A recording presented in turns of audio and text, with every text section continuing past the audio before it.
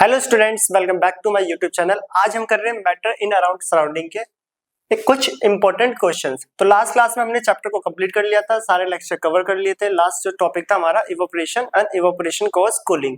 तो आज हम करने वाले हैं इस चैप्टर के इंपॉर्टेंट क्वेश्चन, सभी टॉपिक्स को क्लियर करेंगे और सभी टॉपिक्स के इंपॉर्टेंट क्वेश्चन को यहाँ पे हम डिस्कस करने वाले हैं। तो चलो स्टार्ट करते हैं आज का अपना फर्स्ट क्वेश्चन जो कि स्टार्ट होने वाला है।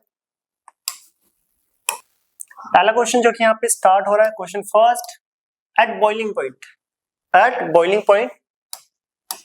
a liquid change into vapor, liquid and vapor coexist, vapor pressure of liquid is equal to the atmospheric pressure, all statements are correct। तो boiling point की conditions पे इनमें से कौन सी statement correct है? तो जब boiling point होता है हमें पता है liquid किस में vapor में convert होता है। लिक्विड किस में होता है? वेपर में। याद होगा हमने लेक्चर में पढ़ के भी आए डिटेल में, लिक्विड वेपर में कन्वर्ट होता है और वेपर लिक्विड में, वेपर लिक्विड में। अगर देखा जाए यहाँ पर तो अब बॉइलिंग पॉइंट, तो बॉइलिंग पॉइंट के लिए लिक्विड चेंजेस इनटू वेपर जो कि स्टेटमेंट करेक्ट है। And second, liquid and vapour को एग्जिस्ट। बॉइलिंग पॉइंट जब होता है किसी भी सब्सटेंस को, किसी भी लाइक वाटर का जो बॉइलिंग पॉइंट है 100 डिग्री सेल्सियस, तो 100 डिग्री सेल्सियस पे वाटर वेपर में कन्वर्ट होता है और कुछ वेपर किसमें वाटर में कन्वर्ट होता है। तो दोनों स्टेट भी एग्जिस्ट करती है, इसलिए लिखा हुआ है लिक्विड एंड वेपर को एग्जिस्ट। तो 100 डिग्री सेल्सियस जो कि एग्जांपल मान के चल रहे हैं वाटर 100 डिग्री सेल्सियस, तो को एग्जिस्ट मतलब वेपर और लिक्विड दोनों एग्जिस्ट करते हैं। तो पहली दो स्टेटमेंट तो करेक्ट है। थर्ड आ रही है vapour pressure of liquid is equal to the atmospheric pressure. तो याद रखना ये पॉइंट भी जो कि इंपॉर्टेंट है, हायर क्लासेस में पूछा भी जाता है। एट बॉइलिंग पॉइंट पे जो लिक्विड का वेपर प्रेशर है वो एटमॉस्फेरिक प्रेशर के इक्वल होता है। ये जो एटमॉस्फेरिक एंड वेपर प्रेशर वाला जो टर्म है ये क्लास 9th में नहीं है, बट पहली दो स्टेटमेंट से हमें पता चल रहा है कि सारी स्टेटमेंट यहाँ पर करेक्ट है। ठीक है, जिनको नहीं भी पता तो वो याद रखना, एट बॉइलिंग पॉइंट जो वेपर प्रेशर होता है लिक्विड का वो इक्वल होता है किसके? एटमॉस्फेरिक प्रेशर पे। एट बॉइलिंग पॉइंट पे जो वेपर प्रेशर होता है लिक्विड का वो एटमॉस्फेरिक प्रेशर के इक्वल होता है। तो थर्ड स्टेटमेंट भी करेक्ट है।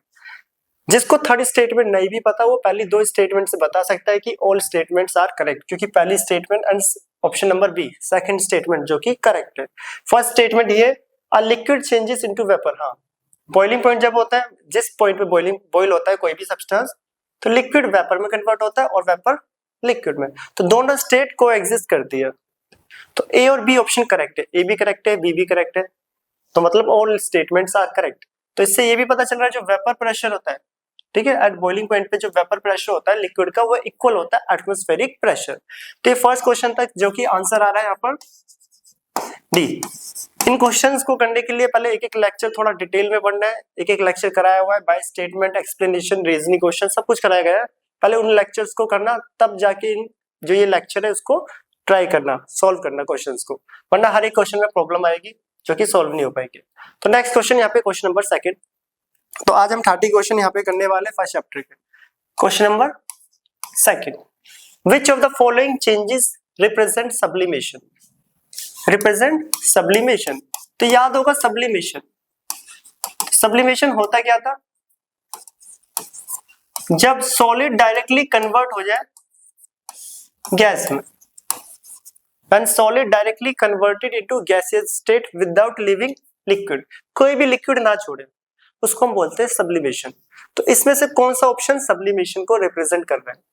Which of the following represent sublimation? Solid liquid incorrect, solid से डायरेक्ट कन्वर्ट हो जाए गैस में जो कि कहलाता है सब्लिमेशन। तो सब्लिमेशन जनरली होता है किसमें? Naphthalene balls, ammonium chloride, anthracene, phenanthrene, इस टाइप की सब्सटेंस में। क्वेश्चन भी था कि जो नैप्थलीन बॉल है वो डिसअपीयर हो जाती है after some times without leaving liquid. Reason उसमें क्या होता है? सब्लिमेशन, सॉलिड से डायरेक्ट कन्वर्ट होना gaseous state without leaving liquid, this is known as sublimation. तो option B is correct, C और डी इनकरेक्ट ऑप्शन है। तो ऑप्शन जो है कौन सा? बी क्या है यहाँ पर? करेक्ट। तो बी ऑप्शन यहाँ पे बिल्कुल करेक्ट है, आंसर है इस क्वेश्चन का B. Question number second answer B. Next आता है question number third. Question number third, अब यहाँ पे थर्ड क्वेश्चन है यहाँ पर, the most volatile substance among the following. तो वोलेटाइल होता है क्या है? एक क्वेश्चन को एक्सप्लेन भी करेंगे। वोलेटाइल याद होगा इवोपरेशन वाले टॉपिक में मैंने इस टर्म को बताया भी है वहां पर वीडियो में। वोलेटाइल वो होते हैं जिनमें रेट ऑफ इवोपरेशन हाई हो। जिन सब्सटेंस में रेट ऑफ इवोपरेशन हाई होते हैं उन्हें वोलेटाइल सब्सटेंस बोलते हैं। ठीक है, यहाँ पे सारे ही वोलेटाइल सब्सटेंस है, किसी में वोलेटाइल रेट ज्यादा है, किसी में कम। क्वेश्चन हमसे पूछा था वोलेटाइल जो इवोपरेट कर जाए जल्दी, ठीक है, फास्ट कर जाए, हाई हो, बोल सकते हैं जो इवोपरेट जल्दी से कर जाए वो ज्यादा वोलेटाइल होते हैं। द मोस्ट वोलेटाइल ऑप्शन है acetone, water, alcohol and benzene. इन सब में हमने देखा भी है एसीटोन, इस पे क्वेश्चन भी था कि एसीटोन को पाम पे जब रखा जाता है तो वो पाम ठंडा क्यों होता है, मतलब ये जो हथेली है वो ठंडी क्यों हो जाती है, क्योंकि वो एसीटोन क्या होता है, इवोपरेट कर जाता है और हमें यहाँ पे कूलिंग इफेक्ट शो कर देता है। और एसीटोन जो कि थिनर होता है, नेल पेंट रिमूवर, कभी टच भी करा होगा तो थोड़ा ठंडा ठंडा लगता है। तो एसीटोन जो होता है वो बेसिकली इवोपरेट कर जाता है फास्ट, हमारी हाथ की हीट को लेके इवोपरेट कर जाता है, जो कि डिस्कस करा हुआ है पहले भी। तो एसीटोन में जो रेट ऑफ इवोपरेशन होता है वो सबसे ज्यादा होता है, या बोल सकते हो कि जो एसीटोन का जो बॉइलिंग पॉइंट है वो सबसे कम होता है, इसलिए वो जल्दी इवोपरेट कर जाता है। इन चारों में लगभग 56 के आसपास होता है, वाटर का 100, अल्कोहल का 80 समथिंग, उसका भी सॉरी अल्कोहल का 70-80 वो देख लेना बॉइलिंग पॉइंट। इन सब में एसीटोन का सबसे कम बॉइलिंग पॉइंट होता है, जिसमें रेट ऑफ इवोपरेशन सबसे high. Answer A, rate of evaporation. एक बीकर में एसीटोन ले लो, water, alcohol and benzene, 5 minute के लिए सबको छोड़ देना ओपन बीकर में, तो देखोगे एसीटोन गायब हो चुका होगा कुछ ही देर में। उसके कुछ टाइम बाद वो दोनों सब्सटेंस बेंजीन और अल्कोहल भी इवोपरेट कर जाएंगे। वाटर को कंप्लीटली बीकर से इवोपरेट होने में कई दिन या कई महीने लग सकते हैं, क्योंकि पानी से भरा हुआ गिलास अगर मैं यहाँ पे टेबल पे रख दूं तो कई महीने बाद भी धीरे धीरे वाटर लेवल डाउन होगा, बट एसीटोन कुछ घंटे में गायब हो जाएगा। क्यों? क्योंकि वो इवोपरेट कर गया है। एसीटोन एक वोलेटाइल सब्सटेंस है तो अल्कोहल और बेंजीन भी, बट इन सब में एसीटोन सबसे ज्यादा वोलेटाइल होता है। ये वोलेटाइल नेचर किन चीज पे डिपेंड करता है, बॉइलिंग पॉइंट, वेपर प्रेशर वगैरह, जो कि क्लास 12 सॉल्यूशन चैप्टर में ऑलरेडी एक्सप्लेन करा हुआ है, वहां जाके डिटेल में देख सकते हो। नेक्स्ट, तो याद रखना इन सब में ज्यादा वोलेटाइल एसीटोन होता है। क्वेश्चन कभी भी है अल्कोहल और एसीटोन में, एसीटोन, वाटर तो तब भी इन चारों में सबसे कम है, 100 डिग्री बॉइलिंग पॉइंट है, बाकी सबका 100 से बिलो है, सबसे कम एसीटोन। तो नेक्स्ट आ रहा है क्वेश्चन नंबर 4। अब यहाँ पे क्वेश्चन नंबर 4 है figure type question. Figure type question practical portion से भी आते हैं। मैं क्वेश्चन को पहले रीड कर देता हूँ। लिखा है which one of the following is correct setup to determine the melting point of ice. इसमें से कौन सा जो सेटअप है सबसे करेक्ट है जो मेल्टिंग पॉइंट ऑफ आइस को डिटरमाइन करे। किसको? मेल्टिंग पॉइंट ऑफ आइस को। तो पहले देखते हैं क्या क्या दे रखा है। इसमें एक थर्मोमीटर है, प्रैक्टिकल टाइप क्वेश्चन इसी टाइप से आते हैं। इसमें एक थर्मोमीटर है और आइस प्लस सॉल्ट है इस बीकर के अंदर। नेक्स्ट में ये थर्मोमीटर है और ये आइस क्यूब्स जो कि दिख रही होगी फिगर में, छोटी छोटी आइस क्यूब्स बनी हुई है। और इसमें भी थर्मोमीटर है और इसमें ये जो आइस है वो क्रश होके डाली हुई है, देखो आइस के टुकड़े डाले हुए सर्कल में बने हुए। एंड लास्ट उसमें भी एक थर्मोमीटर है और इसमें भी आइस के को क्रश करके डाला हुआ है, चूरा करके। तो इन सब में से कौन सा करेक्ट है? करेक्ट डायग्राम है किसके लिए? Determine the melting point of ice. हमें पता है आइस का अगर आपको मेल्टिंग पॉइंट निकालना है तो पहले तो एक थर्मोमीटर होना चाहिए, सब में थर्मोमीटर है। हम आइस का मेल्टिंग पॉइंट निकाल रहे हैं तो यहाँ पे सॉल्ट का कोई यूज नहीं है, तो ये स्टेटमेंट मतलब ये वाली फिगर तो हो गया इनकरेक्ट। हम मेल्टिंग पॉइंट आइस का निकाल रहे हैं और सॉल्ट को जब आइस में डालते हैं तो उसका जो फ्रीजिंग पॉइंट है वो डिप्रेस कर जाता है। क्या कर जाता है? डिप्रेस्ड कर जाता है। ये बेसिकली अभी के लिए याद रखना, हम आइस का मेल्टिंग पॉइंट निकाल रहे हैं, आइस का मेल्टिंग पॉइंट, तो सॉल्ट का तो कोई यूज ही नहीं है, सॉल्ट ऐड कर दिया तो ये मेथड तो इनकरेक्ट हो गया। अब ऑप्शन बचे सेकंड, थर्ड एंड फोर्थ। हम आइस का मेल्टिंग पॉइंट निकाल रहे हैं और ये बचा हुआ पोर्शन वाटर सा और इसमें आइस क्यूब डाल रखा है। आइस का मेल्टिंग पॉइंट निकालने के लिए आपको क्रश फॉर्म में आइस चाहिए होती है, उसके अंदर थर्मोमीटर डालना होता है ताकि थर्मोमीटर के हर एक पोर्शन पे आइस इजीली टच हो और एक परफेक्ट रीडिंग, एक परफेक्ट वैल्यू आपको शो हो। तो ये आइस क्यूब वाला मेथड भी इनकरेक्ट, क्योंकि आइस क्यूब यहाँ पर है और वहां पे आइस क्यूब्स है नहीं। आधा थर्मोमीटर पे आइस क्यूब टच हो रही है, आधे पे नहीं हो रही है, तो ये मेथड इनकरेक्ट। पहला और दूसरा तो गलत हो गया। अब आता है थर्ड एंड फोर्थ। इन दोनों में से कौन सा मेथड करेक्ट है? दोनों में ही आइस क्रश करके डाली हुई है, बट फर्क क्या है, इसमें थर्मोमीटर स्ट्रेट है और इसमें डायगोनली ऐसे लटका हुआ है। तो यहाँ पर सबसे करेक्ट ऑप्शन, कभी भी मेल्टिंग पॉइंट निकाला जाता है आइस का तो थर्मोमीटर को एकदम स्ट्रेट क्रश आइस में डाला जाता है, टेढ़ा करने पे जो उसकी वैल्यू है वो एरर शो कर देगा थोड़ा सा। एक जो तब उसमें जो मरकरी जब अप करता है, ऊपर की तरफ जाता है, तो अगर आप टेढ़ा करोगे तो मरकरी पे जो रीडिंग है वो एग्जैक्ट आप नहीं निकाल पाओगे, फाइंड आउट नहीं कर पाओगे। तो ये option incorrect and option C is correct. तो आइस का मेल्टिंग पॉइंट निकालने के लिए क्रश करा जाता है आइस को, उसको उसके अंदर थर्मामीटर स्ट्रेट डाला जाता है ताकि रीडिंग जो एकदम परफेक्ट, एकदम पॉइंट टू पॉइंट आए। तो ऑप्शन थर्ड इज करेक्ट, जो कि सी है करेक्ट ऑप्शन। क्लियर? तो ये प्रैक्टिकल टाइप क्वेश्चन जो कि आते ही क्लास 9 के एग्जाम्स में भी, फिगर टाइप क्वेश्चंस की बताओ मेल्टिंग पॉइंट के लिए कौन सा फिगर करेक्ट है या कौन सा इनकरेक्ट है। तो ये था क्वेश्चन नंबर 4, इसे नोट करें। अब हम आते हैं क्वेश्चन नंबर 5। ये आ रहा है क्वेश्चन नंबर 5। तो क्वेश्चन नंबर 5 था, a student takes some water in a beaker and heat it over a flame for determine its boiling point. He keeps on taking its temperature reading. He would observe that the temperature of water, तो एक student है, उन्होंने एक beaker में water लिया हुआ है और हीट करा उसे एक फ्लेम पर। तो बोला determine boiling point, boiling point determine करो। He keeps on taking its temperature reading, ठीक है, टेम्परेचर रीडिंग ले रहा है। ही वुड ऑब्जर्व दैट, उन्होंने क्या ऑब्जर्व करा, देखो पहले लिखा है कीप्स ऑन इंक्रीजेस रेगुलरली, वो बॉइलिंग पॉइंट निकाल रहा है, बीकर को एक फ्लेम पे लगा हुआ है और थर्मामीटर से बॉइलिंग पॉइंट चेक कर रहे हैं। तो पहला पॉइंट है कीप्स ऑन इंक्रीजिंग रेगुलरली, क्या जो टेम्परेचर रेगुलरली बढ़ेगा, याद रखना यहाँ पे टर्म, यहाँ पे बॉइलिंग पॉइंट लिखा है, मेंशन है देखो क्वेश्चन में, और वाटर की बात हो रही है, और वाटर का जो बॉइलिंग पॉइंट होता है, वाटर का बॉइलिंग पॉइंट पूरे चैप्टर में बहुत बार बताया है 100 डिग्री सेल्सियस, या बोल सकते हैं 373.15 केल्विन, ये बॉइलिंग पॉइंट होता है, उसको याद रखना बॉइलिंग पॉइंट। अगर आप बॉइलिंग पॉइंट निकाल रहे हो, क्या टेम्परेचर रेगुलरली इंक्रीज होगा? नहीं। क्यों नहीं? क्योंकि देखो पानी का टेम्परेचर पहले बढ़ेगा, मान लो आपने हीट करा 50, 60, 70, 80, 90, 100 पे आके कांस्टेंट हो जाएगा, क्योंकि पानी क्या कर जाएगा, बॉइल क्या कर जाएगा। हम वाटर का बॉइलिंग पॉइंट निकाल रहे हैं, वहां पे स्टीम या वेपर की बात नहीं हो रही। 100 पे जैसे वाटर पहुंचेगा वो बॉइल हो चुका होगा, तो मतलब पहले बढ़ेगा देन कांस्टेंट, यस और नो, पहले टेम्परेचर बढ़ेगा 100 तक फिर कांस्टेंट हो जाएगा, क्योंकि बॉइलिंग पॉइंट 100 पे होता है, उसके बाद की बात हम करेंगे ही नहीं। तो पहला option incorrect, keeps on increasing irregularly, ये भी incorrect. First increases slowly then decrease, incorrect. देखो last option, first increase regularly and then become constant.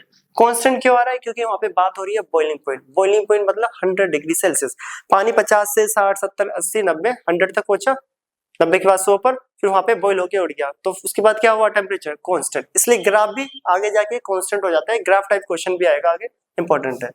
तो ऑप्शन डी, तो आंसर क्या है, डी। तो याद रखना कभी भी बॉइल करा जाता है, टेम्परेचर फर्स्ट इंक्रीज करता है and then become constant, then become constant. यहाँ पे बात हुई थी वाटर की, तो 100 डिग्री पे जाके कांस्टेंट हो जाएगा। कोई और सब्सटेंस होता तो उसका जो बॉइलिंग पॉइंट है उतने टेम्परेचर पे जाके वो भी कांस्टेंट हो जाता। तो ऑप्शन डी इज करेक्ट। याद रखना बॉइलिंग पॉइंट की बात हुई है और वाटर की 100 डिग्री। तो क्वेश्चन अच्छा था, क्वेश्चन नंबर 5। अब आते हैं क्वेश्चन नेक्स्ट पर, इसको नोट करें, मस्ट इंपोर्टेंट। नेक्स्ट कौन सा क्वेश्चन था, 5, 6 जो भी है, क्वेश्चन नंबर डाल लेना। नेक्स्ट आ रहा है, a student heated water to boil and then allow to cool. अच्छा, इस बार पहले बॉइल कर रहा है फिर उसे ठंडा कर रहा है, ऑन इट्स ओन, अपने आप हो रहे हो। ही keeps on measure the temperature after 2 minutes, he keeps on measuring the temperature 2 minutes, ठीक है, 2 मिनट, हर 2 मिनट बाद आप टेम्परेचर मेजर कर रहे हैं, तो वो क्या ऑब्जर्व करेंगे, पानी को बॉइल करा और यहाँ पे रख दिया, टेम्परेचर हर 2-2 मिनट बाद देख रहे हैं, तो क्या ऑब्जर्व करा उन स्टूडेंट ने। तो पहला है कीप्स ऑन डिक्रीजिंग रेगुलरली, क्या टेम्परेचर मतलब रेगुलरली सेम पैटर्न से डिक्रीज होता हुआ जाएगा, मतलब एक ही पैटर्न से, जो कि इनकरेक्ट। First decreases rapidly and then decreases slowly and slowly with time, first decreases rapidly then become constant and finally decrease, constant तो होगा नहीं, डिक्रीज होते टाइम। अभी बी पे वापस आएंगे। थर्ड डी लिखा है depends upon the atmospheric pressure, ये तो हटा ही लो, बात टेम्परेचर की हो रही है। फर्स्ट डिक्रीजेस, अगर आप पानी को गर्म करके नीचे यहाँ पे रख दो, टेम्परेचर मेजर करना, पहले तो स्टार्टिंग वही 90 से 100 के बीच में होगा, हर 2 मिनट बाद देखोगे तो पहले स्पीड से गिरेगा फिर स्लोली हो जाएगा। देखो लिखा भी हुआ है, first decreases rapidly and then decreases slowly and slowly with time. जो कि प्रैक्टिकली ऑब्जर्व करोगे तो पहले तो एकदम से डिक्रीज होगा फिर आराम आराम से डिक्रीज होता है। तो प्रैक्टिकली अगर आप ऑब्जर्व करोगे किसी भी गर्म पानी का टेम्परेचर मेजर करो और हर 2 मिनट बाद उसकी रीडिंग लिखो तो देखोगे पहले स्टार्टिंग में तो काफी तेज रेट से, काफी हाई रेट से डिक्रीज हो रहा था टेम्परेचर, देन उसके बाद जो रेट है वो डिक्रीज होने का काफी स्लो हो जाता है। तो ऑप्शन बी इज करेक्ट। इस टाइप के क्वेश्चन आते हैं प्रैक्टिकल पोर्शन और आपके चैप्टर दोनों से ही मर्ज है, दोनों का मिक्स क्वेश्चन है, ठीक है। तो ये जो भी क्वेश्चन था इसे नोट करें। अब हम आते हैं नेक्स्ट क्वेश्चन पे। नेक्स्ट क्वेश्चन आ रहा है, इंपॉर्टेंट था ये भी, बॉइलिंग पॉइंट वाला, दोनों क्वेश्चन इंपॉर्टेंट है। नेक्स्ट आते हैं नेक्स्ट क्वेश्चन पे। नेक्स्ट है, a student dissolve common salt in water and determine its boiling point to be 102 degree Celsius. ये क्वेश्चन बहुत ज्यादा अच्छा है। जनरली ये क्वेश्चन क्लास 12th में पूछा जाता है इस टाइप के। Elevation of boiling point and depression of freezing point, colligative property, class 12th का क्वेश्चन है। यहाँ पे भी कर सकते हैं क्लास 9th के टॉपिक के अकॉर्डिंग। तो बोला गया वाटर के अंदर जब कॉमन सोल्ट को डाला, कॉमन सोल्ट इन वाटर, और उसे बॉइल करा तो बॉइलिंग पॉइंट बढ़ गया। देखो वाटर का जो बॉइलिंग पॉइंट होता है वो 100 होता है, जैसे ही कॉमन सोल्ट को ऐड करा तो बॉइलिंग पॉइंट कितना हो गया, 102 डिग्री सेल्सियस। ये क्लास 12th में टॉपिक भी है। एलिवेशन ऑफ बॉइलिंग पॉइंट, कभी भी नॉन वोलेटाइल सॉल्यूट जैसे कि सॉल्ट को वाटर में ऐड करा जाता है तो बॉइलिंग पॉइंट बढ़ जाते हैं और फ्रीजिंग पॉइंट घट जाते हैं। ये 12th के टॉपिक है, आंसर सामने ही आ रहे हैं, पर करते हैं यहाँ पे 9th के according. Determine its boiling point, determine its boiling point 102, ठीक है। तब बॉइल करा तो 102 डिग्री सेल्सियस पे बॉइल करा एट 1 एटमॉस्फेरिक प्रेशर, ठीक है। तब उसे कूल करा गया ठंडा, the solution and determine it's freezing point. Freezing point, Fe means freezing point. तो कभी भी non volatile solute, non volatile मतलब जिसमें रेट ऑफ इवोपरेशन होता ही नहीं है, जैसे कि सॉल्ट है इसमें इवोपरेशन होता ही नहीं है, इनको बोला जाता है non volatile. Non volatile solute या सब्सटेंस को ऐड करा जाता है सॉल्वेंट के अंदर, बॉइलिंग पॉइंट तो बढ़ता है और फ्रीजिंग पॉइंट घटता है, फ्रीजिंग पॉइंट घटता है। तो फ्रीजिंग पॉइंट 0 डिग्री सेल्सियस से डिक्रीज होकर किस पे पहुंच जाएगा, इसमें डिक्रीज वाली एक ही वैल्यू है बी, जो कि हो जाएगा -1.8 डिग्री सेल्सियस। डी ऑप्शन जो लिखा था मे मोर देन और लेस देन 0 डिग्री, नहीं। तो बी ऑप्शन, इसका पूरा explanation class 12th colligative property कि नॉन वोलेटाइल सब्सटेंस को जब ऐड करा जाता है, मैं यहाँ पे बता भी रहा हूँ, तो फ्रीजिंग पॉइंट डिप्रेस कर जाता है और boiling point elevate, means boiling point बढ़ जाता है और फ्रीजिंग पॉइंट घट जाता है। यहाँ पे आप इतना लिख सकते हो क्लास 9th के अकॉर्डिंग कि कॉमन सॉल्ट उसमें एक इम्प्योरिटी की तरह है, कभी भी इम्प्योरिटी को वाटर में डालते तो फ्रीजिंग पॉइंट डिक्रीज कर जाता है। अगर 9th में अगर आपको रीजन देना हो तो कि किसी भी इम्प्योरिटीज को वाटर में ऐड करा जाता है नॉन वोलेटाइल जैसे कि कॉमन सॉल्ट, तो फ्रीजिंग पॉइंट डिक्रीज कर जाता है और बॉइलिंग पॉइंट इंक्रीज। 9th के अकॉर्डिंग इतना बोल सकते हो। अब पूरी टर्म बोलना है तो ये बोल देंगे कि फ्रीजिंग पॉइंट डिप्रेस कर जाता है और एलिवेट कर जाता है बॉइलिंग पॉइंट। तो इंपॉर्टेंट क्वेश्चन था, तो ऑप्शन बी। तो सिंपली यहाँ पे हमने क्या सीखा, वाटर के अंदर कभी भी सॉल्ट या शुगर को ऐड करा जाए तो फ्रीजिंग पॉइंट तो कम हो जाएगा और बॉइलिंग पॉइंट बढ़ जाएगा, याद रखना, बहुत इंपॉर्टेंट। नेक्स्ट आ रहा है क्वेश्चन, जो भी क्वेश्चन नंबर है देखते रहना। नेक्स्ट आ रहा है, अगला क्वेश्चन आ रहा है यहाँ पे, विच of the following changes represent sublimation, या आई थिंक इस टाइप का क्वेश्चन अभी पीछे भी करा है, देखते हैं। विच of the following changes represent sublimation, तो इनमें से सब्लिमेशन कौन कर रहा है, तो बताओ कौन करेगा इसमें से सब्लिमेशन। तो पहला ऑप्शन है लिक्विड से सॉलिड, लिक्विड से गैस, गैस से लिक्विड, गैस से सॉलिड। बेसिकली सब्लिमेशन जो होता है पीछे भी बताया है, ऑप्शन ए इनकरेक्ट है। सॉलिड से गैस में कन्वर्ट होना, सॉलिड से गैस में कन्वर्ट होना सब्लिमेशन होता है विदाउट लिविंग लिक्विड, और गैस से लिक्विड में कन्वर्ट होना डिपोजिशन होता है। बट पुरानी एनसीईआरटी की बुक में उसको भी सब्लिमेशन बोला गया था। क्या बोला गया था पुरानी एनसीईआरटी की बुक में, उसको भी सब्लिमेशन बोला गया था। देखो ये होता है सॉलिड से गैस में कन्वर्ट होना, सॉलिड से गैस में कन्वर्ट होना सब्लिमेशन होता है। इनमें से सॉलिड से गैस में कोई भी नहीं है, कोई भी नहीं है सॉलिड से गैस में सब्लिमेशन। गैस से सॉलिड में डिपोजिशन होता है। बट पुरानी एनसीईआरटी की जो बुक थी, मतलब यही एनसीईआरटी बुक 4 या 5 साल पुराने वाली में देखोगे, उसमें गैस से सॉलिड में भी सब्लिमेशन लिखा हुआ है, इसलिए ये क्वेश्चन उसके अकॉर्डिंग डिजाइन करा गया है। तो वैसे आंसर यहाँ पे क्या होगा, डी। भले ही डिपोजिशन है, बट एनसीईआरटी 2020 से पहले जो एनसीईआरटी प्रिंटिंग है उसमें सब्लिमेशन लिखा है, इसलिए उसी के अकॉर्डिंग यहाँ पे क्वेश्चन है। बट आंसर हमारा क्या है, डिपोजिशन। गैस से सॉलिड, सब्लिमेशन की जगह पे यहाँ पे मैं ऐसे लिख दूं, क्वेश्चन को चेंज कर लेते थोड़ा, डिपोजिशन। सब्लिमेशन या डिपोजिशन इनमें से कौन कर रहा है, ऑप्शन डी, गैस से सॉलिड। क्लियर, अब ठीक हो गया। तो याद रखना, सब्लिमेशन सॉलिड से गैस होता है, डिपोजिशन गैस से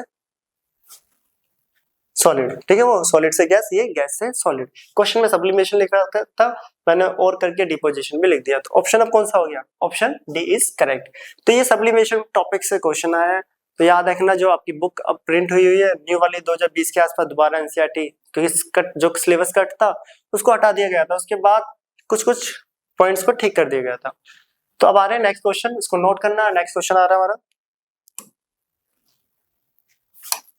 नेक्स्ट क्वेश्चन फिर सब्लिमेशन से ही आए, इस बार एग्जांपल्स हमें बताने। The solid that would sublime on heating, इनमें से कौन सा solid sublime means sublimation show करेगा हीट करने पे।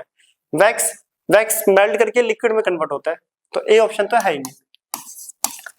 ड्राई आइस, हाँ ड्राई आइस तो चाहे उसे हीट करो या मत करो, ड्राई आइस को नॉर्मल टेम्परेचर पे भी रख दो निकाल कर, तो सीधा क्या होता है, सॉलिड से गैस में कन्वर्ट हो जाता है, सॉलिड से गैस में।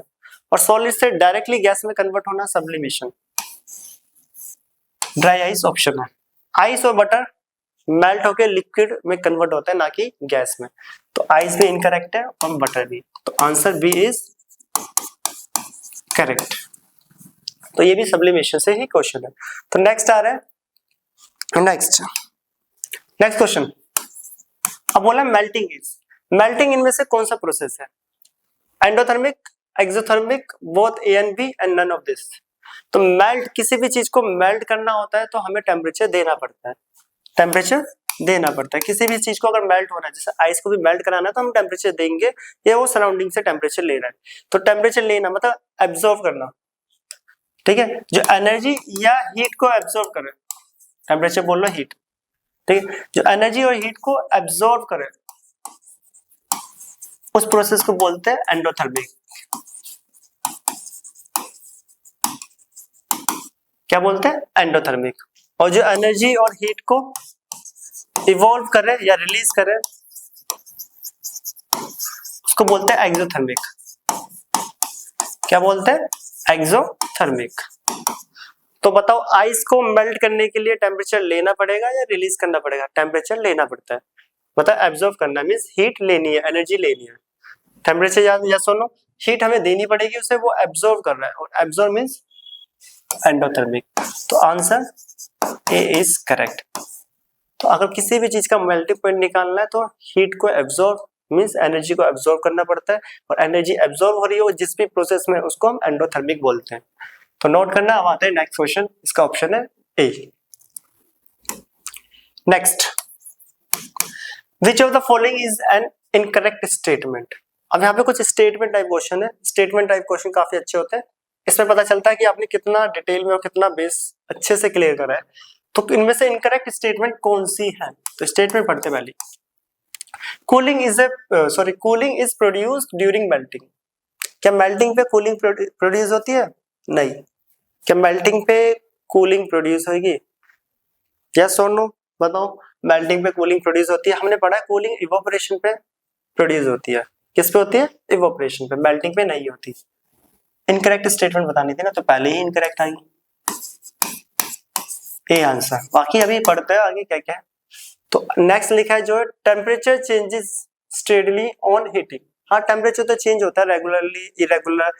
देखो, हीट करने पे टेम्परेचर पहले बढ़ता है फिर कांस्टेंट हो जाता है, तो ये ऑप्शन स्टेटमेंट करेक्ट है, बट हमें इनकरेक्ट वाली बतानी है, ठीक है। बी वाली स्टेटमेंट तो करेक्ट है, the melting point of ice is 0 degree, ये भी करेक्ट है स्टेटमेंट।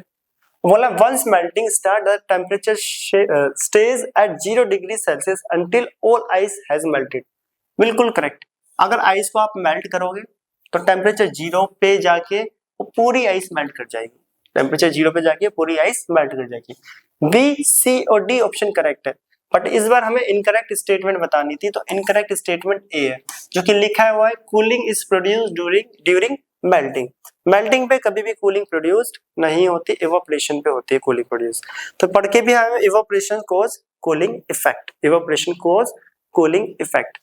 अब कुछ बच्चे यहाँ पे सोच रहे हैं आइस को मेल्ट करने पे रूम कोल्ड तो हो जाएगा, बट यहाँ पे वाटर थोड़ी ना मेंशन करा है, सिर्फ ये लिखा है कूलिंग पे कूलिंग प्रोड्यूस होती है मेल्टिंग, सब्सटेंस का नाम भी मेंशन नहीं है, इसलिए स्टेटमेंट क्या है इनकरेक्ट। वाटर होता तो अलग स्टेटमेंट टाइप क्वेश्चन हो जाता है, जो कि उन्होंने मेंशन नहीं करा। क्वेश्चन बिल्कुल ठीक है, आंसर है ए स्टेटमेंट इनकरेक्ट। क्वेश्चन को नोट करें। अब हम आते हैं नेक्स्ट क्वेश्चन। तो ये सभी चैप्टर के मिक्स क्वेश्चन है, कहीं भी सब्लिमेशन है, कहीं इवोपरेशन, कहीं स्टेट ऑफ मैटर, अलग अलग टाइप से क्वेश्चन आएंगे। नेक्स्ट आ रहा है जो भी क्वेश्चन नंबर है ग्राफिकली क्वेश्चन, जो कि पूछ लिया जाता है कई बार। तो यहाँ पे एक ग्राफ बना रखा है और ग्राफ से आंसर देना है। क्वेश्चन क्या है मैं रीड कर देता हूँ। In an experiment for determination of boiling point of water, एक एक्सपेरिमेंट करा गया है डिटरमाइन करने के लिए बॉइलिंग पॉइंट ऑफ वाटर। एक ग्राफ जो कि बना हुआ है बिटवीन टेम्परेचर एंड टाइम। तो ग्राफ जो है वो टेम्परेचर वर्सेस टाइम है, जो कि हम अभी डिस्कस करेंगे ग्राफ को, जो कि लिखा हुआ है from the graph the correct boiling point. इस ग्राफ से बताना है अब हमें कि करेक्ट बॉइलिंग पॉइंट किसका, वाटर की बात हो रही है। हाँ, वाटर का जो बॉइलिंग पॉइंट है करेक्ट कौन सा है। वैसे तो जनरली हम पढ़ के आए बॉइलिंग पॉइंट 100 डिग्री सेल्सियस होता है, बट अब हमें आंसर ग्राफ से देना है। अब ग्राफ से देंगे क्वेश्चन तो थोड़ा सा तो लग ही देंगे, 100 वाला वैल्यू तो वैसे ही नहीं होगी, वरना बच्चा बिना ग्राफ करे 100 लिख देगा, जो कि इनकरेक्ट हो जाएगा। ठीक है, क्वेश्चन क्या पहले समझते हैं। तो हम अभी पीछे भी पढ़ के आए थे एक टॉपिक कि कभी भी वाटर या किसी भी सब्सटेंस को हीट करा जाता है, पहले टेम्परेचर बढ़ता है फिर कांस्टेंट होता है। वो जो कांस्टेंट होता है वो क्या होता है, उसका बॉइलिंग पॉइंट। क्या होता है उसका बॉइलिंग पॉइंट, क्योंकि तब वाटर को आप बॉइल करोगे तो टेम्परेचर पहले इंक्रीज करेगा, फिर 100 डिग्री पे जाके कांस्टेंट हो जाएगा कुछ टाइम के लिए, तो वो कांस्टेंट हो जा रहा है, वही है वाटर का बॉइलिंग पॉइंट। किसी भी सब्सटेंस को अगर आप हीट करते हो तो पहले टेम्परेचर राइज करेगा एंड देन बिकम कांस्टेंट। तो यहाँ पे देखो हमने हीट करा, टाइम बढ़ता गया, वाटर को हीट करता गया, टेम्परेचर बढ़ता गया बढ़ता गया बढ़ता गया। इस पॉइंट पर आके देख रहा होगा ये पॉइंट, इस पॉइंट पे आके टेम्परेचर क्या हो गया कांस्टेंट, इतने टाइम के लिए। कितने टाइम के लिए, 8 से लेकर 11 मिनट, 9 10 11 3 मिनट के लिए कांस्टेंट हो गया। तो ये कांस्टेंट किस चीज को रिप्रेजेंट कर रहा है, वेरी इंपॉर्टेंट, बहुत इंपॉर्टेंट ग्राफ है। ये जो कांस्टेंट वाली लाइन है ये किस चीज को रिप्रेजेंट कर रही है, ये रिप्रेजेंट कर रही है वाटर के बॉइलिंग पॉइंट को, वाटर के बॉइलिंग पॉइंट को। और इस टाइम पर टेम्परेचर कितना है 99.5, 99.5।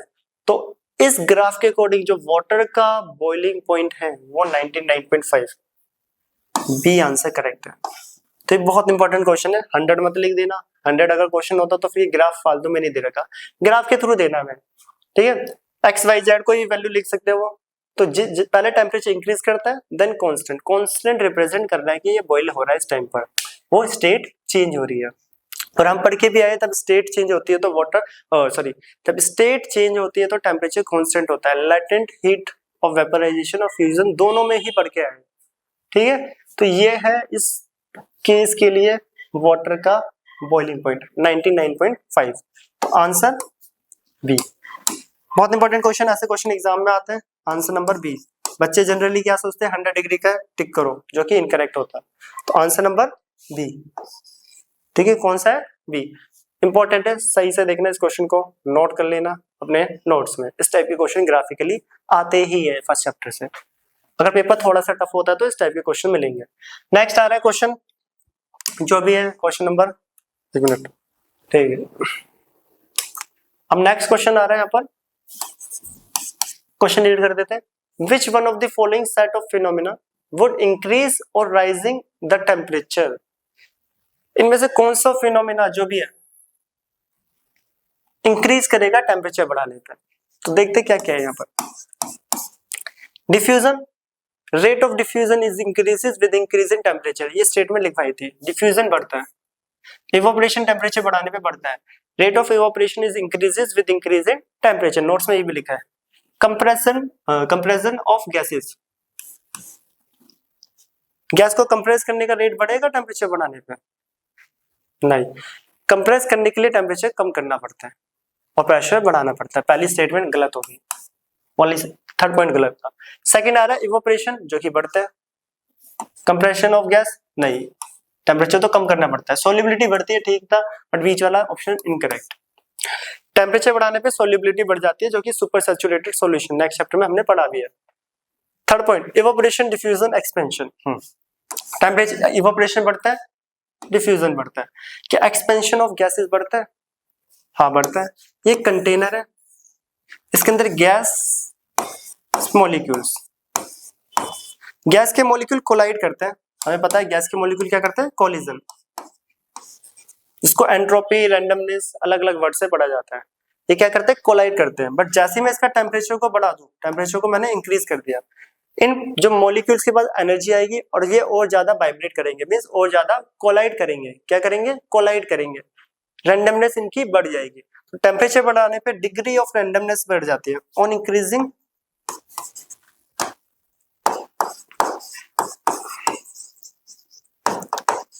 Temperature, degree of randomness increases, degree of randomness increases। randomness मतलब कोलिजन समझ लो, ठीक है, बॉम्बार्डेड कोलिजन, उसी को बोलते हैं रैंडमनेस केमिस्ट्री के टर्म में। तो टेम्परेचर बढ़ाने पे डिग्री ऑफ रैंडमनेस बढ़ता, मींस मॉलिक्यूल और ज्यादा तेजी से कोलाइड करेंगे। और टेम्परेचर बढ़ाओगे तो एक टाइम पे कंटेनर ही ब्लास्ट कर जाएगा, फट जाएगा। इसलिए गैस सिलेंडर को कभी हीट नहीं करा जाता, वो ब्लास्ट कर जाते हैं हाई टेम्परेचर पे। तो थर्ड पॉइंट भी करेक्ट है। तो C option is correct, answer C, answer C. D भी देख लेते हैं। डी लिखा है इवोपरेशन हाँ बढ़ता है, सोल्युबिलिटी बढ़ता है, डिफ्यूजन बढ़ता है, कंप्रेशन नहीं बढ़ता। तो सी ऑप्शन करेक्ट है, बाकी सारे इनकरेक्ट। तो क्वेश्चन ये भी काफी अच्छा था, तो इसे नोट करें। अब हम आते हैं नेक्स्ट क्वेश्चन पे अपने आज के लेक्चर के, जो कि 15 स्लाइड्स आ चुकी है, 15 क्वेश्चन के आसपास पहुंच गए हम। Next, Seema visited a natural gas compressing unit and found that the gas can be liquefied under specific condition of temperature and pressure. While sharing her experience with friend, she got confused. Help her to identify the correct set of conditions. सीमा एक लड़की जो कि natural gas compression unit plant पे गई है, उन्होंने देखा कि गैस को कम लिक्विफाई करा जा रहा है। लिक्विफाई करने के लिए प्रेशर और टेम्परेचर की कंडीशन वो वहां पर देख कर आई, बट जब वो अपने शेयर कर रहे हैं अपनी एक्सपीरियंस अपने फ्रेंड्स को, तो वो भूल गए कि प्रेशर ज्यादा था या कम था, टेम्परेचर ज्यादा था या कम। तो हमें सजेस्ट करना है या फिर उस फ्रेंड को सजेस्ट करना है कि इनमें से कौन सी कंडीशन सही होती है। तो हमें पता है गैसेस को कभी भी लिक्विफाई करा जाता है तो प्रेशर तो हाई होना चाहिए, हाई प्रेशर, और टेम्परेचर लो, टेम्परेचर लो, ठीक है, हाई प्रेशर होना चाहिए और टेम्परेचर लो, जो कि हम पूरे चैप्टर में कई बार पढ़ के आए हैं। गैस को लिक्विफाई करने के लिए high pressure and low temperature, high pressure and low temperature gases can easily liquefy. तो answer number C is correct.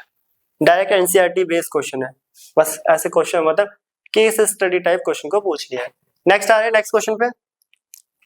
Next, अब आप यहाँ पे आ रहे हैं, the property to flow is unique to fluids, which one of the following statements is correct. Fluids मतलब state of matter की जो प्रॉपर्टीज है, सॉलिड, लिक्विड, गैस, ये उससे क्वेश्चन है। Only gases behave like fluids. Fluids होते क्या है? जिनमें रेट ऑफ फ्लूइडिटी होती है, जो फ्लो करे। सॉलिड, लिक्विड, गैस में से कौन फ्लूइडिटी शो करते हैं? हम पढ़ के आए gas and liquid fluidity show करते हैं। और गैस और लिक्विड में भी सबसे ज्यादा फ्लूइडिटी कौन शो करता है? गैस करता है। इसलिए गैस की स्मेल मतलब गैसेज जो होती है वो एयर के पार्टिकल के साथ कोलाइड करके काफी दूर तक निकल जाती है। तो गैस और लिक्विड दोनों ही फ्लूइडिटी शो करते हैं। Only gases behave like fluid, जो कि इनकरेक्ट है।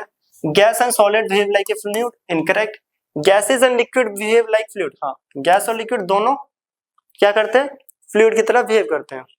अगला आ रहा है ओनली लिक्विड्स आर फ्लूइड्स। क्या लिखा हुआ है? अच्छा, दो क्वेश्चन आ गए यहाँ पे, एक और क्वेश्चन है नीचे, मुझे लगा इसके ऑप्शन है, ठीक है, उसको अलग करते हैं। पहले इस वाले को कर रहे हैं। Only gases behave like fluid, incorrect. Gases and solid, solid तो फ्लूइडिटी शो करता ही नहीं है। Gases and liquid behave like fluids, C correct है। ओनली लिक्विड्स आर फ्लूइड, तो आंसर नंबर इसका सी। तो गैसेस और लिक्विड दोनों फ्लूइडिटी शो करते हैं। इन दोनों में भी पूछा जाए कि कभी कौन ज्यादा शो करता है, तो याद होगा हम पॉइंट्स में पढ़ के भी आए हैं, जो गैसेस सब्सटेंस होते हैं वो उनकी रेट ऑफ फ्लूइडिटी सबसे हाई होती है, उसके बाद लिक्विड की और सॉलिड तो करते ही नहीं है। नेक्स्ट क्वेश्चन जो कि इसी के नीचे, during summer water capped in an earthen pot, मटके में पानी रखा हुआ है,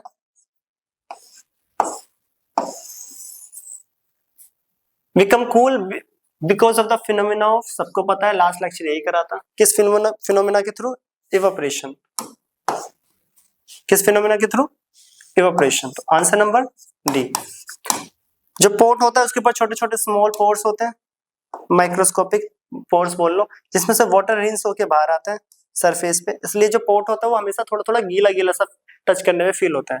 जैसे एयर उसके साथ टकराती है तो यहाँ से जो सरफेस का वाटर वो इवोपरेट करेगा, और इवोपरेशन के लिए आसपास की क्या लेगा, एनर्जी, हीट को, और उस पोर्ट के सरफेस की हीट को एब्जॉर्ब करके इवोपरेट कर जाता है, जिसकी वजह से ये जो सरफेस है ठंडा होना स्टार्ट कर देता है और इसके अंदर का पानी भी ठंडा हो जाता है। तो बेसिकली यहाँ पे जो मेन फिनोमिना वो इवोपरेशन का कॉन्सेप्ट ही होता है कि इवेपोरेशन कॉज कूलिंग इफेक्ट, उसी का क्वेश्चन है जो कि डिस्कस भी करा है लास्ट क्लास, इससे पहले वाले लेक्चर में। तो यहाँ पे आंसर नंबर डी। तो यहाँ पे दो क्वेश्चन थे, ऊपर वाले क्वेश्चन का आंसर सी है और नीचे वाले का डी। अब आते हैं नेक्स्ट क्वेश्चन जो कि आ रहा है नेक्स्ट पेज पे। तो अब आ रहा है क्वेश्चन, तो उसको नोट कर लेना, दो क्वेश्चन थे यहाँ पर। नेक्स्ट, तो नेक्स्ट यहाँ पे क्वेश्चन है, a few substance are arrange in the increasing order of forces, is a forces state of matter से क्वेश्चन है, इसकी प्रॉपर्टीज है, forces of attraction between their particles, which one of the following represent a correct arrangement? Order कौन सा देना है हमें, increasing order force of attraction. तो हमें पता है सॉलिड में सबसे ज्यादा फोर्स ऑफ अट्रैक्शन होती है, इंक्रीजिंग बोला है, तो गैस में सबसे कम, लिक्विड में उससे ज्यादा, और सॉलिड में सबसे ज्यादा। तो इस ऑर्डर में जो भी लगा होगा वही आंसर है। गैस गलत, पहला ही वाटर आ गया, लिक्विड, गैस गलत, दूसरा सॉलिड आ गया, gas, liquid and solid, C option is correct, ये इनकरेक्ट, पहले ही सॉलिड। तो जो force of attraction between the particles of state of matter, जो कि सॉलिड, लिक्विड, गैस की बात कर रहे हैं, गैस में फोर्स ऑफ अट्रैक्शन कम होती है, लिक्विड में ज्यादा और सॉलिड में सबसे ज्यादा। तो ऑप्शन सी इज करेक्ट, ये रहा गैस, लिक्विड एंड सॉलिड। तो ये स्टेट ऑफ मैटर के क्वेश्चन थे प्रॉपर्टीज से। अब आ रहा है नेक्स्ट, इसको नोट कर लेना क्वेश्चन को। अब आते हैं नेक्स्ट स्लाइड पे, नेक्स्ट क्वेश्चन जो कि यहाँ पे आ रहा है कन्वर्टिंग। अब ये जो क्वेश्चन है वो टेम्परेचर कन्वर्जन के, किसके, टेम्परेचर कन्वर्जन, कन्वर्ट करना है केल्विन से केल्विन में। तो 25 डिग्री सेल्सियस, डिग्री सेल्सियस को केल्विन में करते तो याद होगा 25 प्लस 273, तो 273.15 होती है पूरी वैल्यू, बट राउंडिंग ऑफ के लिए 0.15 लिखते नहीं है, तो ये आएगा 298 केल्विन, पहला 298, सेकेंड आ रहा है 38 डिग्री सेल्सियस, तो 38 प्लस 273 कितना आ गया, ये 311 केल्विन, 311 केल्विन। तो यहीं पे पता चल गया, आगे को सॉल्व नहीं करना, ये रहा ऑप्शन, ठीक है। नेक्स्ट आ जाएगा 339, कितना आ जाएगा 339, तो ऑप्शन ए इज करेक्ट। तो ये आया जो टेम्परेचर कन्वर्जन, हमने डिग्री सेल्सियस, केल्विन, और हमने फ़ारेनहाइट के भी क्वेश्चन करे थे कि डिग्री सेल्सियस से फ़ारेनहाइट या केल्विन से फ़ारेनहाइट में कन्वर्ट करना हो तो कैसे करेंगे, वो भी हमने करा हुआ है पहले, इस टाइप के सारे क्वेश्चन। तो option A is correct. Next question आ रहे हैं हम नेक्स्ट स्लाइड पर सॉरी। तो नेक्स्ट क्वेश्चन रीड करते हैं, choose the correct statement of the following. अब बोला कि इनमें से करेक्ट स्टेटमेंट कौन सी है, इन सब में से करेक्ट स्टेटमेंट कौन सी है। पहला आ रहा है conversion of solid into vapour without passing through the liquid state is called vaporisation, जो कि बिल्कुल इनकरेक्ट है। सॉलिड से वेपर में कन्वर्ट होना सब्लिमेशन होता है, ना कि वेपराइजेशन, गलत। नेक्स्ट आ रहा है vapour conversion of vapour into solid without passing through the liquid state, this is called sublimation. वैसे यहाँ पे देखो स्टेटमेंट ये वाली करेक्ट है, फिर दोबारा वही गलत आ रहा है क्वेश्चन। वेपर से सॉलिड को पुरानी बुकों में सब्लिमेशन लिखा हुआ था, इसलिए कहीं जगह आपको सब्लिमेशन ही आंसर मिलेगा, पर होता वो डिपोजिशन है। तो मैं दोनों ऑप्शन यहाँ पे लिख दूं, सब्लिमेशन, डिपोजिशन। खुद एनसीईआरटी में 2020 से पहले जो लिखा होता वेपर से सॉलिड में सब्लिमेशन, इसलिए कई जगह ऑप्शन सब्लिमेशन मिलते हैं, बट आंसर क्या है डिपोजिशन। करेक्ट स्टेटमेंट बी है, बाकी सारे गलत है। लिखा है देखो कन्वर्जन वेपर से सॉलिड में कन्वर्ट करना फ्रीजिंग, ये तो बिल्कुल ही गलत हो गया। और है कन्वर्जन सॉलिड से लिक्विड में कन्वर्ट करना सब्लिमेशन, ये भी गलत है। सॉलिड से लिक्विड नहीं होता, सॉलिड से वेपर होता है। बी ऑप्शन क्या है conversion of vapour into solid, या तो क्वेश्चन में देखो हाँ सॉलिड से वेपर कर दो, डिपोजिशन लिखने की जरूरत नहीं है। हाँ वेपर से सॉलिड लिखे है तो सब्लिमेशन नहीं डिपोजिशन होगा नई बुक के अकॉर्डिंग। पुरानी बुक देखोगे वही एनसीईआरटी की 2020 से पहले, उसमें सब्लिमेशन लिखा हुआ है, इसलिए हर जगह आपको कई जगह सब्लिमेशन मिलेगा, कई जगह डिपोजिशन मिलेगा, तो कंफ्यूज नहीं होना। लेक्चर में कराया गया, चाहे तो वहां पे देख सकते हो कन्वर्जन कि vaporisation, condensation, fusion, melting, welting क्या होता है वहां पे कराया हुआ है। तो ऑप्शन इसका बी इज करेक्ट। नेक्स्ट आते हैं नेक्स्ट क्वेश्चन पे, से नोट करें। तो नेक्स्ट क्वेश्चन यहाँ पे जो आ रहा है sorry, next question, the boiling point of diethyl ether, acetone and N-butyl alcohol, this is this, which one of the following correctly represents the boiling point in kelvin. तो question कुछ नहीं है, बस केल्विन में कन्वर्ट करना है degree Celsius को। तो पहला है 35 डिग्री सेल्सियस, तो 35 प्लस कितना करते हैं 273, तो कितना है 283, 293, 38, 308 पहला। दूसरा है 56 degree Celsius, 56 degree Celsius plus 273, 273 में 56 ऐड करेंगे, पहले से 6 हो गया, 279, 89, 99, 339, 329 आ रहा है ना, हाँ 329 केल्विन। अभी तक तो बता ही नहीं सकते, चल रहा है सेम। नेक्स्ट आ रहा है 118, सॉरी हाँ 118 डिग्री सेल्सियस, तो केल्विन में कन्वर्ट करेंगे क्या आएगा 273 प्लस 8 3 11, लास्ट के 1 किसका 391, तो ऑप्शन सी इज करेक्ट। तो एक कन्वर्जन टाइप क्वेश्चन है, इन क्वेश्चन को यहाँ पर देने का मेन मोटिव यही होता है कि आप टेम्परेचर डिग्री सेल्सियस को केल्विन में कन्वर्ट करना सीखो, प्रैक्टिस करो। इस टाइप के क्वेश्चन 9th क्लास में आते ही है, चाहे आपके स्कूल्स के एग्जाम हो या फाइनल एग्जाम हो या यूनिट टेस्ट वगैरह, सब में पूछे जाते हैं इस टाइप के क्वेश्चन। तो अब हम आते हैं नेक्स्ट क्वेश्चन आज का, जो कि नेक्स्ट क्वेश्चन आ रहा है। नेक्स्ट क्वेश्चन तो ये सब नोट कर लेना साथ के साथ। Which condition out of the following will increase the evaporation of water? तो evaporation किन किन फैक्टर्स पे डिपेंड करता था? टेम्परेचर बढ़ाने पे evaporation बढ़ता है, स्पीड ऑफ विंड बढ़ाने पे evaporation बढ़ता है, सरफेस एरिया बढ़ाने पे evaporation बढ़ता है, और ह्यूमिडिटी बढ़ाने पे evaporation कम हो जाता था। तो वहां पे बोल सकते हैं ह्यूमिडिटी को कम करने पे evaporation बढ़ता है। तो आप देखते हैं कौन सा option, increase in temperature of water, पहला करेक्ट, टेम्परेचर बढ़ाने पे evaporation बढ़ता है, पहला करेक्ट। डिक्रीज द टेम्परेचर गलत, टेम्परेचर बढ़ाने पे इवेपोरेशन बढ़ता है, टेम्परेचर घटाने पे इवेपोरेशन घट जाता है। Less expose surface area, surface area तो बढ़ाने पे इवेपोरेशन बढ़ता है। एडिंग कॉमन सोर्ट, यहाँ पे तो कोई रोल ही नहीं है इसका, ठीक है। तो जो इंक्रीज हो रहा है रेट ऑफ इवेपोरेशन वो किससे होगा, टेम्परेचर बढ़ाने पे। कॉमन सोल्ट को वाटर में ऐड करा है, यहाँ पे टेम्परेचर वगैरह कुछ मेंशन नहीं है, वैसे इसकी कंडीशन भी होती है अगर टेम्परेचर वगैरह मेंशन होता, तो ये तो हटाई दो, पहले ये टेम्परेचर बढ़ाने पे इवेपोरेशन बढ़ता है, तो answer number A is correct. तो ये क्वेश्चन आया factor affecting rate of evaporation. तो नेक्स्ट क्वेश्चन हम आ रहे हैं अपने आज के नेक्स्ट लेक्चर पे, मतलब नेक्स्ट क्वेश्चन लेक्चर के। In which of the following conditions, in which of the following conditions the distance between the molecule of hydrogen gas would increase? तो बोला distance between the molecule of hydrogen gas increase. यहाँ कुछ conditions दे रखी है और जो hydrogen gas के molecule है वहाँ इंक्रीज किस कंडीशंस या किस स्टेटमेंट के अकॉर्डिंग, देखते क्या है। तो पहला देखते हैं यहाँ पर, तो यहाँ पे जो स्टेटमेंट है वो रीड कर लेते हैं। Increase the pressure on hydrogen contained in a close, sorry hydrogen contained in a close container. तो पहले फिगर बना लेते हैं। तो ये हाइड्रोजन एक कंटेनर में मैं हाइड्रोजन गैस ले लेता हूँ, ये हाइड्रोजन गैस के मॉलिक्यूल्स लिखा भी होता है ना कि the distance between the molecule of hydrogen gas would increase, किस कंडीशन में? पहले बोला प्रेशर बढ़ाओ। अगर मैं इसका प्रेशर बढ़ाऊंगा, याद रखना, अगर मैं इस कंटेनर का प्रेशर बढ़ाऊं तो कंटेनर को और अच्छे से बना लेते हैं। अगर इस कंटेनर को मैं ऐसे बना देता हूँ, ये लो, और इसके अंदर लगा दूं एक पिस्टन, ये लगा लिया हमने पिस्टन।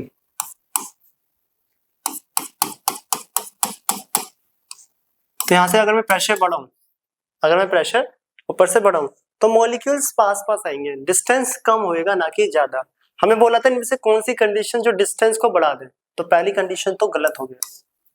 लिखा increase pressure on hydrogen contain in A close container, pressure बढ़ाने पे मॉलिक्यूल्स पास पास आएंगे इसके, ना कि दूर, पहली गलत होगी। Second, some hydrogen gas are leak out of the container, अगर ये कंटेनर यहां से फट जाए तो कुछ हाइड्रोजन गैस जो है वो बाहर आ जाएगी, और कुछ अगर बाहर आ जाएगी तो कॉमन सी बात है, देखो कुछ बाहर आ गई तो डिस्टेंस क्या हो गया, बढ़ गया, डिस्टेंस इनका क्या हो गया, बढ़ गया। तो सेकंड स्टेटमेंट करेक्ट है। Some hydrogen gas leaked out of the container, container से कुछ गैस जैसे ही बाहर आएगी तो इनके बीच का गैप बढ़ जाएगा, क्योंकि मॉलिक्यूल कम हो गए वो दूर दूर, क्योंकि जो गैस होता है पूरे कंटेनर को ऑक्यूपाई करता है, इसलिए गैसेस का कोई वॉल्यूम नहीं होता। ये कंडीशन और ये प्रॉपर्टी होती है किसकी, गैस की। तो डिस्टेंस बढ़ गया, सेकंड स्टेटमेंट करेक्ट है। Third, increase the volume of container, अब मैं कंटेनर को बड़ा कर दूं, ठीक है, वापस बैक आ जाते हैं, सेकंड सिचुएशन समझ आ गया। कंटेनर को क्या कर दूं, अब बड़ा, एक मिनट, कंटेनर को कर देता हूं बड़ा, इस टाइप से। मान लो मैंने कंटेनर को थोड़ा बड़ा कर दिया, ऊपर से बंद कर लेते हैं, ठीक है। कंटेनर को क्या कर लिया, बड़ा। कंटेनर को जैसे ही बड़ा करूंगा जो मॉलिक्यूल्स होंगे गैस के, वो क्या हो जाएंगे, दूर दूर हो जाएंगे। क्या हो जाएंगे, बेसिकली मॉलिक्यूल क्या हो जाएंगे, दूर दूर, क्योंकि कंटेनर बड़ा है, मॉलिक्यूल के बीच में गैप आ जाएगा, या सुनो। तो जैसे कंटेनर को बड़ा करेंगे, कंटेनर को एक्सपेंड करेंगे बड़ा, तो जो मॉलिक्यूल के बीच में डिस्टेंस फिर दोबारा बढ़ गया। तो सेकंड स्टेटमेंट तो करेक्ट थी, थर्ड भी करेक्ट आ गई। Last, adding more hydrogen to the container without increase the volume, अब वॉल्यूम कुछ नहीं बढ़ा रहे, इसके अंदर मैं और हाइड्रोजन डाल रहा हूं, तो बताओ डिस्टेंस पास आया कम, ठीक है, डिस्टेंस कम हो गया। तो डिस्टेंस दो केसेस में बढ़ रहा है। पहला तो some hydrogen gas leaked out of the container, जैसे कंटेनर से कुछ हाइड्रोजन गैस निकलेगी, कंटेनर में थोड़ी सी हाइड्रोजन गैस है, मॉलिक्यूल के बीच में डिस्टेंस बढ़ गया। एंड नेक्स्ट सिचुएशन जो थी, increase the volume of container, एक कंटेनर में इतनी सी हाइड्रोजन गैस है और इतना बड़ा ही कंटेनर है, अब कंटेनर को मैं बड़ा कर दूं, गैस उतनी की उतनी है, अब गैस क्या कर जाएगी, गैस पूरे कंटेनर को ऑक्यूपाई करती है, तो गैस के मॉलिक्यूल के बीच में डिस्टेंस बढ़ जाएगा। तो option second and third is incorrect, तो आंसर सेकंड थर्ड करेक्ट है यहाँ पर। और सेकंड थर्ड जो कि स्टेटमेंट नीचे बोल रही है, तो सेकंड थर्ड मतलब आंसर सी इज करेक्ट। तो क्वेश्चन काफी अच्छा है, सिचुएशन को समझना है डायग्राम बना के, तो ये काफी अच्छा क्वेश्चन था ये पूरे लेक्चर का। तो यहाँ पे ऑप्शन आ रहा है सी। अब आते हैं हम नेक्स्ट क्वेश्चन पे। नेक्स्ट क्वेश्चन जो हमारा आ रहा है, स्लाइड ये 23-24 पे आ गया, ठीक है। इस क्वेश्चन को सही से करना है, इसमें पूरे एकदम कॉन्सेप्ट एंड सिचुएशंस बन रही है, डायग्राम के थ्रू करना, कराया गया डायग्राम एक एक बना लेना। नेक्स्ट आ रहा है next question, which of the following is the most accurate thermometer to determine the melting point of ice or boiling point of water? इनमें से कौन सा ज्यादा एक्यूरेट थर्मामीटर जो डिटरमाइन करे किसका, या तो मेल्टिंग पॉइंट या फिर बॉइलिंग पॉइंट, या तो melting point of ice, ice को मेल्टिंग पॉइंट निकालने के लिए, या बॉइलिंग। देखो बॉइलिंग के लिए तो यहाँ पे हमें कोई नहीं दिख रहा, क्यों कि देखो बॉइलिंग जो पॉइंट होता है वाटर का वो 100 डिग्री सेल्सियस होता है, क्लिनिकल और डॉक्टर थर्मामीटर में 100 डिग्री सेल्सियस नहीं होता। तो याद रखना वहाँ पे 100 डिग्री सेल्सियस नहीं होता। कुछ बच्चे सोचेंगे हमारा बॉडी टेम्परेचर हम मेजर करते तो 100, 101 बुखार 102, वो फ़ारेनहाइट में होता है। किसमें होता है, फ़ारेनहाइट। और वहां पे लिखा हुआ है melting point of sorry boiling point of water, और boiling point of water Fahrenheit में तो काफी ज्यादा वैल्यू आएगी, और निकाल के देख लेना, मैंने कराया भी हुआ है। Boiling point of water 100 degree Celsius, जो डॉक्टर और क्लिनिकल थर्मामीटर होते हैं वो फ़ारेनहाइट्स में, तो वाटर का बॉइलिंग पॉइंट तो निकाल ही नहीं सकते हैं। और आइस का अगर मैं फ्रीजिंग आइस का अगर मेल्टिंग पॉइंट की बात करूं जो कि कितना होता है 0 डिग्री सेल्सियस। कितना होता है 0 डिग्री सेल्सियस। उसमें 0 डिग्री सेल्सियस की रीडिंग भी नहीं होती। तो क्लिनिकल थर्मामीटर सबसे पहले यहाँ से हट गया। अब ऑप्शन बचते ए, सी एंड डी। तो लिखा है any of the above 3, any of the. तो यहाँ पे देखो आपका अगला कौन सा आता है, ए ऑप्शन आ रहा है 0.5 डिग्री सेल्सियस थर्मामीटर। तो आइस का जो मेल्टिंग पॉइंट होता है वो 0 डिग्री सेल्सियस होता है। इन सब में से सबसे करेक्ट वे में जो आइस का मेल्टिंग पॉइंट डिटरमाइन करेगा, इसके पास वाला एक ही है 0.5 वाला। कौन सा 0.5? एग्जैक्ट नहीं बोला है, मोस्ट करेक्ट बोला है। ठीक है, याद रखना, क्वेश्चन की लैंग्वेज को समझना। यहाँ पे बोला है, ये बोला है मोस्ट करेक्ट, या बोल सकते हैं मोस्ट एक्यूरेट। जो इनमें से कौन सबसे अच्छे से, या तो मेल्टिंग पॉइंट आइस का निकालो या बॉइलिंग। बॉइलिंग के लिए तो हटाई दो सारे, बॉइलिंग तो कोई नहीं बता पाएगा। फिर ऑप्शन में और भी लिखा हुआ है। अब आइस का मेल्टिंग पॉइंट 0.5 डिग्री सेल्सियस, ये सबसे करेक्ट वैल्यू देगा किसकी, आइस की। किसकी, मेल्टिंग पॉइंट 0 के लगभग पास है। तो option number A is correct. जो डी है वो तो करेक्ट हो गया, एनी ऑफ नहीं। सेकंड तो बिल्कुल ही दूर दूर तक भी सही नहीं है। तो याद रखना यहाँ पे क्लिनिकल और डॉक्टर थर्मामीटर दिया गया है। कुछ बच्चे सोचते हैं कि 100 डिग्री निकालता होता है वो, और बॉइलिंग पॉइंट और टिक भी मार देता है। वो फ़ारेनहाइट में होता है, और वाटर का फ़ारेनहाइट में तो काफी ज्यादा आएगा, 222 पता नहीं 300 के आसपास जो भी होता है, और कैलकुलेट कर लेना, फॉर्मूला लिखा हुआ, क्वेश्चन कराए हुए पीछे। नेक्स्ट आता है, नेक्स्ट क्वेश्चन अच्छा था, इसे नोट करना। नेक्स्ट क्वेश्चन पे आ रहे हैं।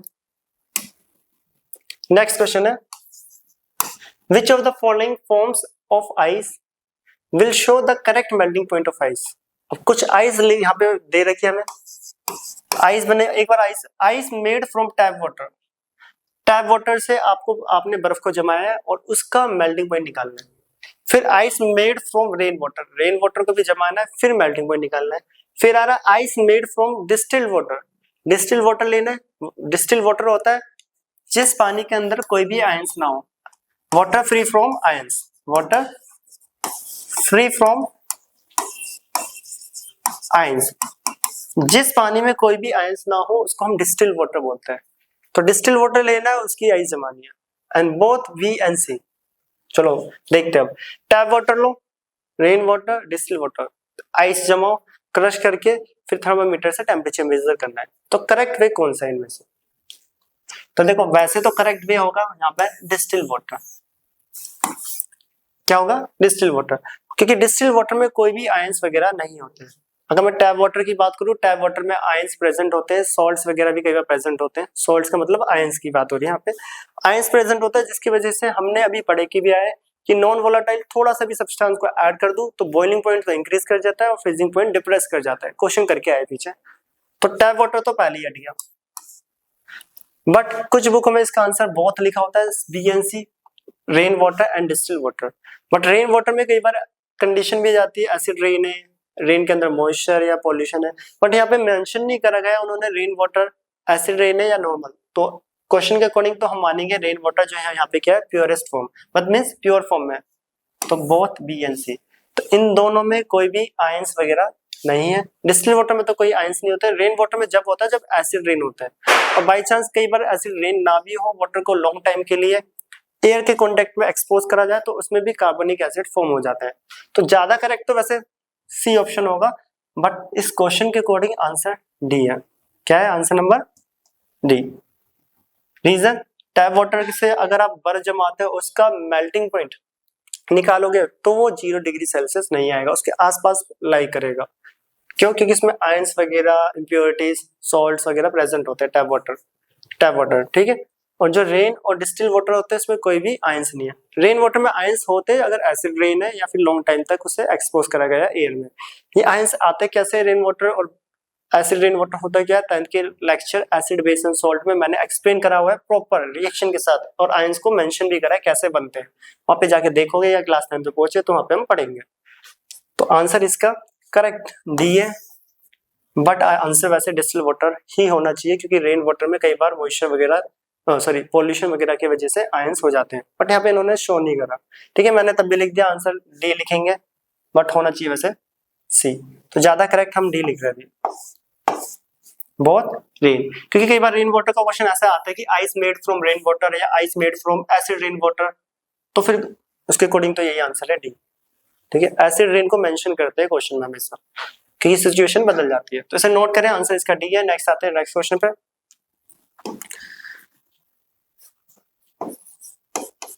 नेक्स्ट क्वेश्चन है when heat is supplied to a solid substance its melting point. एक सॉलिड है, इसको हीट सप्लाई करी जा रही है,